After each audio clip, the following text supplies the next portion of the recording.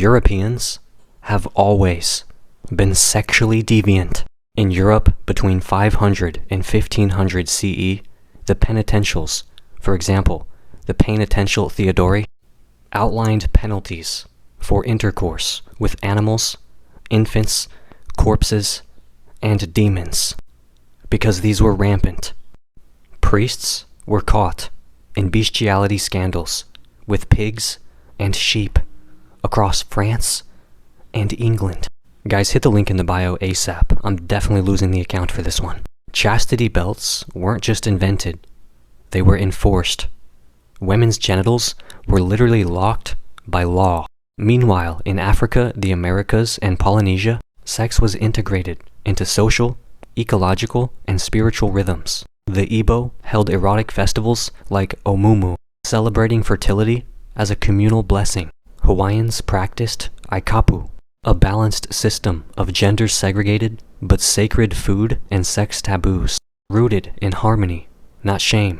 Among the Nawa, adolescent sexuality was openly discussed and guided by elders, not demonized or hidden. Europe made sex about punishment. The rest of the world made it about continuity.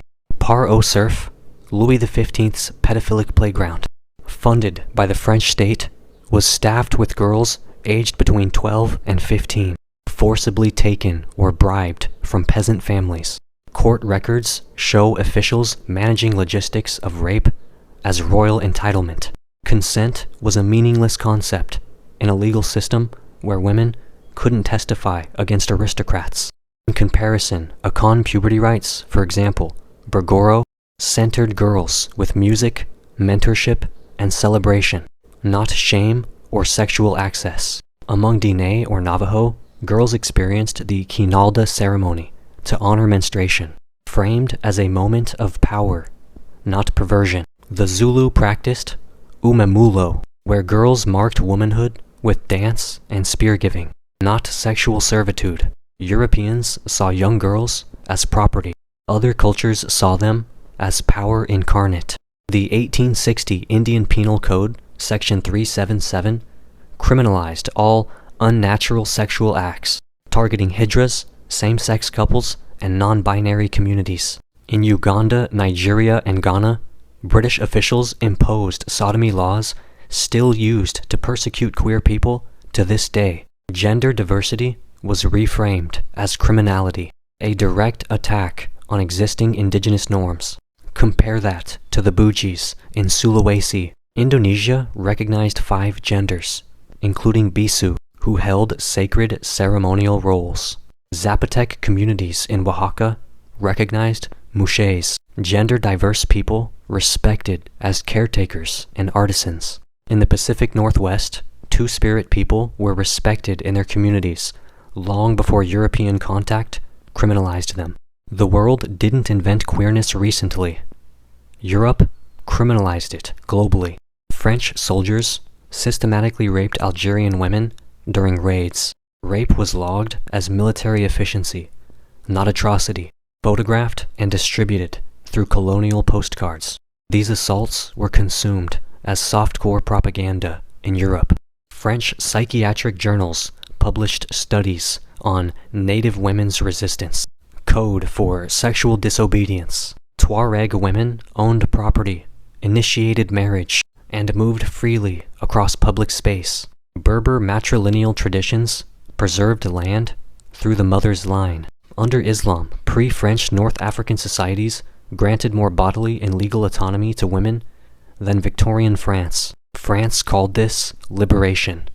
It was systemic desecration. In the Americas, Jesuits banned puberty, fertility, and marriage rituals, but documented them in detail, often with erotic overtones. Mission records describe swaying breasts, open nudity, and wild dances, while demanding forced clothing and conversion. Ashaninka and Shuar people practiced ceremonial sexual unions tied to harvest and lunar cycles. Mapuche women underwent Nyatun ceremonies, where fertility was praised, not repressed. Yoruba spiritual traditions venerated orishas of love, pleasure, and sensuality, like Oshun, as divine forces of healing. The Jesuits condemned these acts as lewd. They were simply too colonized to comprehend sacred sexuality. Saartjie Baartman, a South African woman, was paraded naked in freak shows, then dissected and displayed post-mortem. Her genitals and brain were kept in jars at Musée de l'Homme until 1974. Her body was studied, fetishized, and displayed in the name of science, race theory, and civilization. Among the Khoikhoi, women's bodies were celebrated through dance, fertility songs, and communal healing. Across much of Africa, larger bodies were signs of health, abundance, and divine favor, not ridicule. In Mande societies, body decoration, nudity, and dance were expressions of freedom, not shame. Europeans didn't liberate her body. They turned it into a museum exhibit, and then called it education. Europe had the archives, but the world had the wisdom.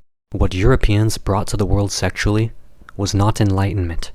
It was disorder, moral panic, not balance, repression, not ritual, exhibitionism, not embodiment, rape, not reciprocity. Across the planet, sex was a spectrum, a biological, spiritual, communal force. Europe made it into a crime, a contract, or a conquest. Cope.